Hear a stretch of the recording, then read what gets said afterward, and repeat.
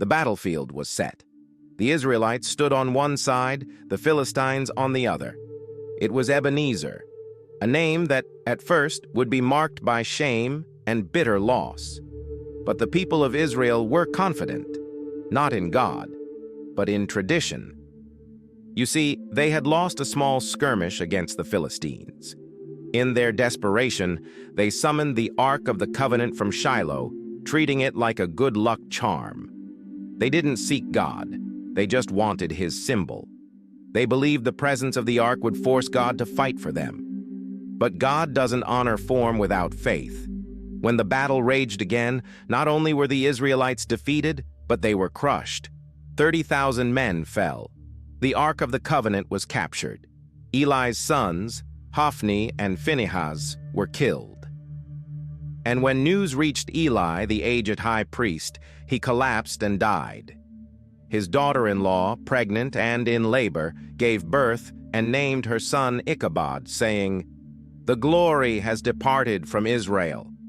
Ebenezer became a place of failure, a battlefield soaked in sorrow and lost hope. Years passed. The ark remained far from Israel. The people lived under the heavy yoke of the Philistines, spiritually numb, defeated, disconnected. But God was not done. He raised up a prophet, Samuel, to call the people back, not to rituals, not to religious habits, but to repentance. Samuel stood before the people and said, "If you return to the Lord with all your hearts, rid yourselves of foreign gods, and serve him only, he will deliver you." And this time, they listened, they fasted, they wept, they confessed their sins. At Mizpah, a revival began, not with noise, but with humility. But just as they turned back to God, the Philistines rose up again. The enemy always shows up when you're closest to breakthrough. Fear gripped the people. They remembered their last experience and the defeat that cost them 3,000 souls.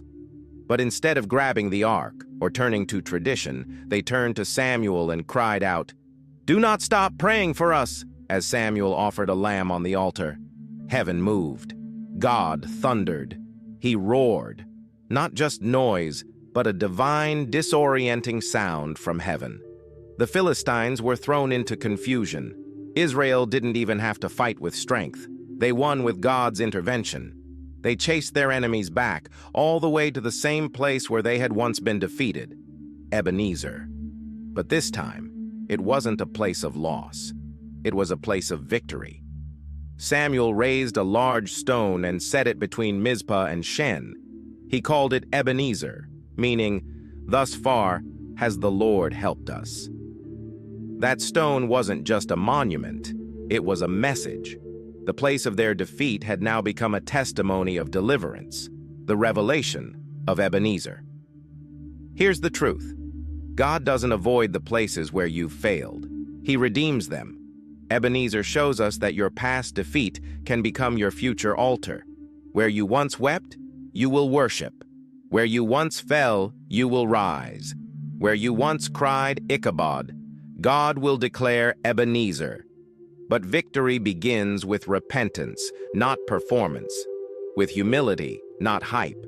With dependence on God, not on symbols. Have you been defeated before? Are you standing in a place that reminds you of pain, failure, or regret? It might just be your Ebenezer in the making.